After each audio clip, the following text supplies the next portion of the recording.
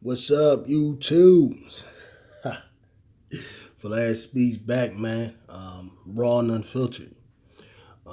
Listen, man. Normally, these types of games, I don't get all too up and down about. Man, game one of a series, I really don't. But it's one thing I really gotta say, man. Um, Toronto Raptors fans, y'all needed this medicine. Y'all needed it, man. Y'all needed it real sour, bitter. Like that stuff they used to give us back in the day, that pink stuff. The what was it, that penicillin? When you get sick or whatever. This is what y'all needed, man. And I'm gonna keep it a bean. I'm not too up because like the first to four moves on. And me, my mentality, my expectations for my team is to go get a ring. That's what my expectations is for. That's why you go grab a top 75 guy, according to what the people have said in James Harden. That's why you go grab him. You grab a former MVP to go with. The MVP right now is Joel Embiid. I don't even care who they vote for. The MVP is Joel Embiid, man. All right? He's been the best player this year, period. But Toronto Raptors fans, man, y'all needed this. This was some good medicine for y'all because y'all talking way too spicy, man. I'm up here looking at videos and it's just like, I don't know, it's Raptor fans doing shows about, how they match up well and they're too young and too athletic and too fast and all this. And so I'm trying to figure out how come y'all ain't got nobody that can run with Tyrese Maxey? Why? How come y'all ain't got nobody that can stick Tobias Harris? Why can't you play Joel Embiid straight up without doubling him like every play? These are the questions I have. Your team is just such a matchup. We don't look at y'all team and feel like we got to double this guy and double that guy. We don't have to do that with y'all. You know why? That's because we're the superior matchup in the matchup. You're not the superior matchup, right? Being young and just having long arms and being able to jump high and all of that, right? That is an inferior thing to like raw skill of a Joel Embiid or skill of a Harden or even the skill of a Tobias. Say what you want about him. He's a 3-level scorer. Tobias is scoring the mid-range. He can get to the rack. He gonna make his free throws. He can shoot the three. Right? That's skill. That's talent. Okay? That's what I need y'all to understand. Now, like I said, man, and this goes to a lot of the Philly fans too. Philly dudes talking crazy. Keith Pompey picking the Raptors. Some dude who does Sixers breakdowns like he's some expert that people watch. I mean, y'all can watch what y'all want, whatever. That stuff don't impress me. Sitting there playing the film and pausing and rewinding and doing all that old bullshit. Like, I mean, I could do that with these. I'm not interested in doing that type of content, pretending like I'm some basketball guru breaking down plays and circling this player and all that. I don't do all that. I just talk raw and unfiltered. But trust me, it's with over 30 years of watching basketball. I know. Look at that Harden right there. All I'm saying to the Toronto fans is like, calm down. Let me break this down to you. 2001, right? Because there was a time when I was a lot of y'all dudes' age where I saw basketball the way some of y'all see it. I remember 2001. The last game of that season was the Lakers beating my Philadelphia 76ers in Game 5, right? Game 5. That's what I remember. But you know what was interesting about that season? That season, during the year, we played the Lakers twice. You know what happened? We beat the Lakers twice during the year. And me, I was a young bull back then, thinking, look, man, we could beat the Lakers. Wow, we already beat them. And it's very interesting that the Toronto Raptors really do remind me of that Sixers 01 team. It's just that y'all don't have Allen Iverson. You have a very little chubby poor man's version of Dana Barros and Fred VanVleet. That's what it reminds me of. It reminds me of Dana Barros. He's a player that the Sixers used to have. Like, you were back then, you would know. But the Toronto Raptors are a team that they have to play extremely hard every game, every night throughout the season in order to make the playoffs. Like, they can't take nights off. And that's how the 016ers were.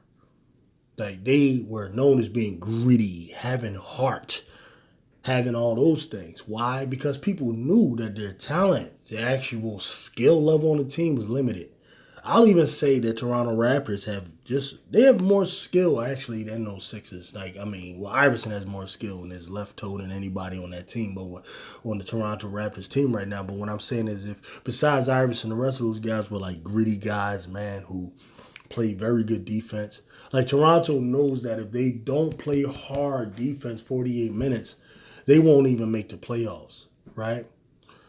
So this is versus a Sixers team that they struggle with that. Like, they know, like, for example, when Harden first came to the team, they were running literally like 2 plays. This is what Doc Rivers said. Harden knew like 2 of the plays. And they still put up like a $130 on the Minnesota Timberwolves. They put up a $130 on them. Everybody's saying Timberwolves are trash and all that. Timberwolves just went and beat the Grizzlies. That's what they just did, right? Them Timberwolves, Sixers put a $130 on them, knowing only 2. Well, with the point guard only knowing 2 plays. You see what I'm saying? So this was a team like the Sixers during the season. They shouldn't, and I hate the fact that they do that. But sometimes they tend to take nights off, right? Because they kind of know they got an MVP player that can just light it up anytime. You know what I mean? Like, teams like that's what happens. That's what they struggle with, taking off nights. Whereas Toronto don't take off nights. So what I'm saying is, during the regular season, it's no surprise to me that Toronto actually won 3 of the games that the Sixers played against them. Because Toronto, like, they going to go hard like it's the playoffs, right? Now, what happened last night was it was the real playoffs. So the Sixers played like it's the playoffs, and Toronto played the way they normally play, like it's the playoffs. And you see what happened. It's a 20-point loss. Now, I'm not saying it's going to be a 20-point loss every night. I don't expect that. I respect Toronto. I think they're going to put up a fight. I mean, I don't think they're going to win any games, but I don't think they're going to lose by 20 every night is what I'm saying. Now, there's a one concern that I have. Like, the Sixers one could make the argument that the Sixers actually shot the lights out in this game, right?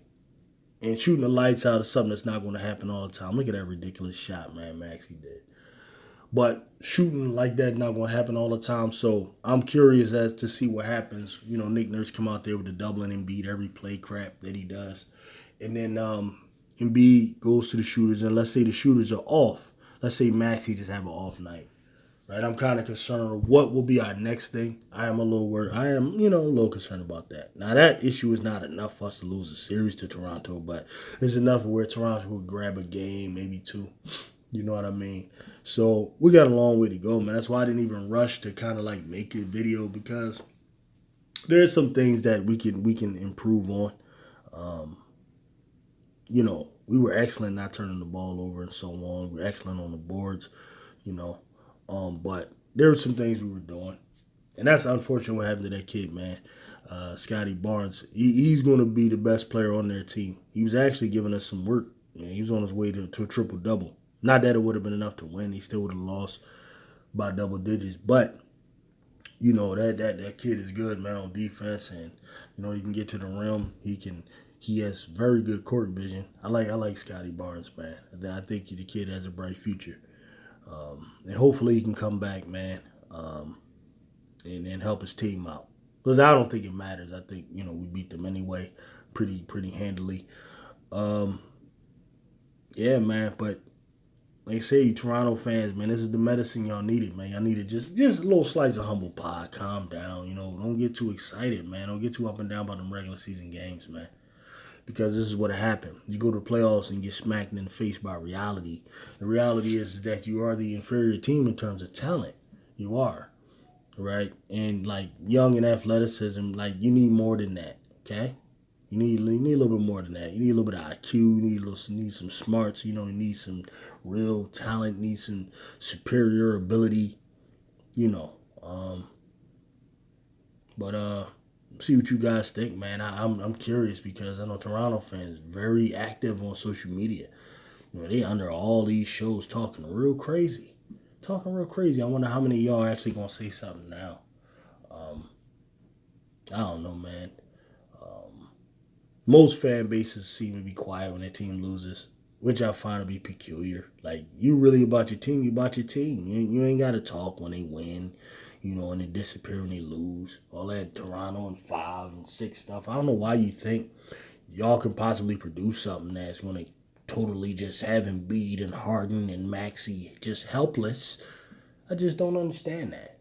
No, I just really don't. But, I mean, that's what you want to think. Cool. But probably don't think that now. And really, it shouldn't have took this. That's my whole thing. It shouldn't have took this game for you to understand that. You should have already respected our players just a little bit better than you do for whatever reason, man. Talk like y'all team a first seed or something, man. Y'all like the 5th seed. Anyway, man. This Ramadan, I gotta go get ready to cook, man. Because time to break fast about an hour. You know what I'm saying? And I see y'all probably either before or after game 2, man. You know what I mean? Peace.